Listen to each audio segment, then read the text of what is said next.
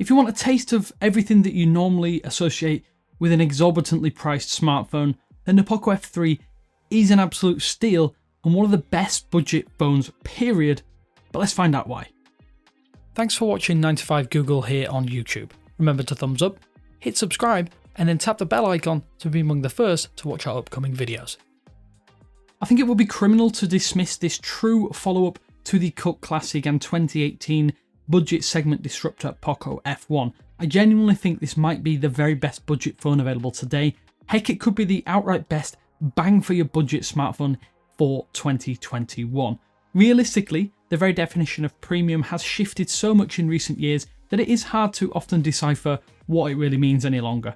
When we're seeing supposed flagships like the Galaxy S21 drop formerly premium materials such as glass in favour of plastic for the main rear panel, then it could cloud our own perception of what constitutes high-end, at least from a smartphone. I will say that the Poco F3 feels far better than its predecessor, the Poco F1. Notice how I'm not actually counting the Poco F2 Pro here, as I feel it wasn't really a true follow-up courtesy of that Pro moniker, but it's still a fantastic budget-oriented flagship device, and sticking to the relatively short mainline Poco series, and you can see some fairly huge design leaps here. Having spent time with the similarly excellent Xiaomi Mi 11, Poco raided the parts bin and decided to grab some of the Mi 11 trim for the F3. I think it's a nice looking device that is simultaneously a hotbed for fingerprints on that glossy rear panel of the night black colour that I have. At this point, I have just accepted that the device will look grubby and greasy, as I like the super thin torso when used without a case. This is really a svelte smartphone that feels light and fairly sturdy overall, which I think is a really nice thing, especially when it costs next to nothing. I'm less worried about using the Poco F3 without a case. I think for me it's the lower entry price and the Gorilla Glass 5 rear panel. Although you will want to get a case if you are worried about maybe dropping and smashing it. I just feel like in the hand, having come from much chunkier smartphones that are way heavier and hard to handle, this is just a breath of fresh air. The usage of what at first seems like a normal power button as well is a fingerprint scanner is something I really like here too. Unlike many other side-mounted scanners that are slightly recessed, it just feels better integrated into the button and in no way mushy when you tap it and use it. It's also fast and accurate too, which really does help this elevate it above a lot of the other options out there.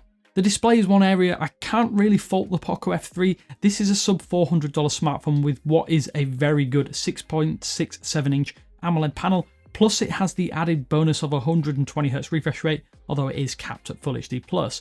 Then of course you can factor in the added bonus of it being completely flat, and I think realistically you have a real winner on your hands. Sure, the bezels are not exactly the smallest, but who cares when this is a sub $400 smartphone? I think it's one of those things you can put to the back of your mind because the display really is pretty good. There's also a super tiny punch hole, which is just another bonus. Just remember though to set the refresh rate to 120Hz when setting up the device, as it is set at 60Hz out of the box.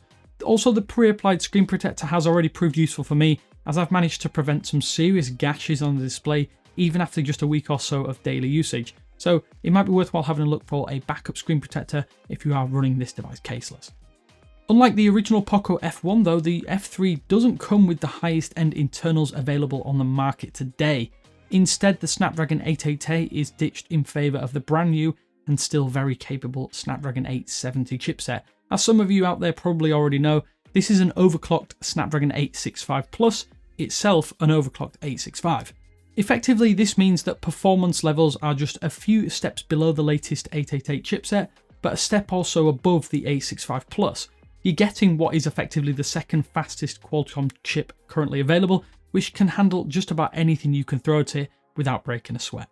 Personally though, the faster UFS 3.1 storage is where I think I immediately noticed the major benefits.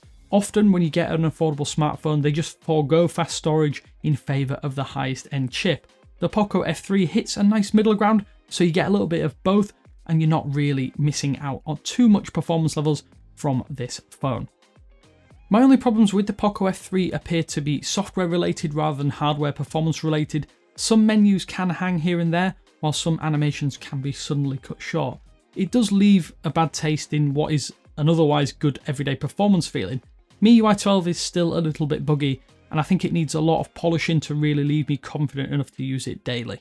Notifications for a start, well, sometimes they never arrive on time, and I noticed with WhatsApp in particular, it would go into what I can only describe as a deep sleep and have me missing notifications for hours until I actually manually open the app itself. Xiaomi isn't the only Chinese firm to favour very aggressive app background process management, but it really does start to hold back my love for using the firm's devices when I can't get notifications in real time. I haven't really done enough to push the Poco F3 to its limits, but the brief period of gaming that I have done on this device is pretty much flawless. I think this could genuinely be one of the best affordable gaming phones of the year, courtesy of that 120Hz display and then not quite flagship processor, but still excellent internals overall. One thing I also need to note here is that I noticed severely different signal levels when putting my SIM card in slot 1 versus slot 2. I couldn't actually figure out why this seemed to be a problem, as my UK carrier, which is 3UK, is fully compatible with the GSM only device. I'm still not sure what this issue could be, but signal levels could be significantly worse when using the main slot over the backup. Just something to note there if you do have some problems of your own when catching signal and putting a SIM card in SIM tray 1. Now naturally the camera is no world beater on the Poco F3.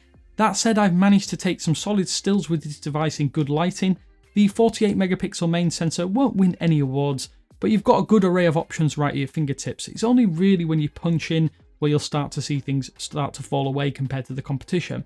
I'm glad that Xiaomi has tuned their colours over the past few years though, as while I wouldn't say the colour reproduction is perfect, things look a lot closer to what my eye sees than the oversaturated efforts on previous devices. Although Xiaomi does need to fix the colour shifting issues when switching lenses. The difference between the main telemacro and the ultra-wide means that colours can sometimes drastically be different when using the various lenses on offer here, and it can be a little bit distracting when you do swipe through and look at certain images that you've taken throughout the day. I will say that images are still sharp, have fairly good dynamic range, and in more consistent lighting you can do a lot with the setup here. The night mode is a bit hit and miss, things often get soft, and although images are more than usable, there are better night shooting modes out there. Overall, there are faults with the Poco F3 camera setup, but it is good enough given the rest of the package here.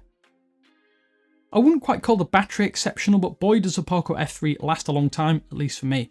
I think some of that is down to the app process management, but it handles even the heaviest of my days without too much pressure. I actually thought the 4520 mAh battery might be a sore point once I activated the 120Hz display. That fear was unfounded though through my 7-day usage window. Only on 2 occasions did I think I might need to top up before the end of the day. One of those was after using 5G and GPS for several hours whilst out on a long dog walk, but the F3 hung on there until 10% before the end of the day when I needed to hit the charger.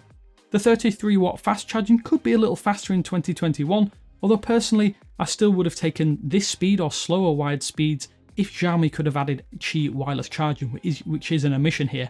It's the only thing I've actively missed, as I like to leave my phone on a OnePlus wireless charger at my desk so I can see the display during the day. Maybe the Poco F3 will finally add a wire-free charging option, as it is something I would really like to see come on a future Poco device.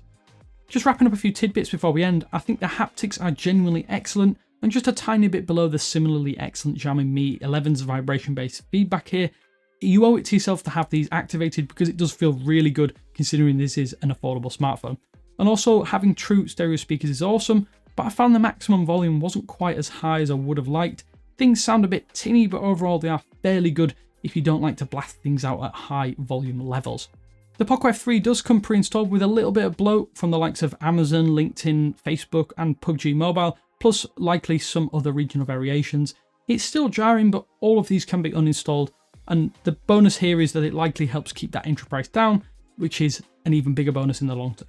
So I think if MIUI 12 can get out of the way a little more and gestures can start working properly with third-party launchers, I could genuinely see myself dropping the Pixel 4a in favour of the Poco F3.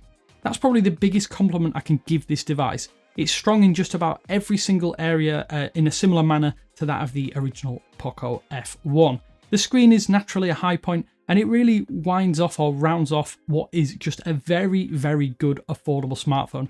If you want a little taste of everything at just under $400, then it would be hard to recommend picking up anything else at this point in time. That said, it's a tough phone to recommend in the US because of the 5G band support and the fact that you have to import it. Naturally, that won't stop this from becoming one of the best selling value phones of the year across the globe. Xiaomi has taken what I would consider the Poco F1 formula and managed to tweak and improve it to the point that it's actually hard to recommend people shopping for a new device on a tight budget go out and pick up anything else. and that is a massive bonus. So that is the Poco F3, a real contender for the best budget phone of 2021, and we're only a quarter of the way through the year or thereabouts. If you have any questions or want to know more about this device, then pop a comment down below and we'll answer as many as possible. But as always, this is Damien with 95 Google saying thanks for watching, and I will speak to you later.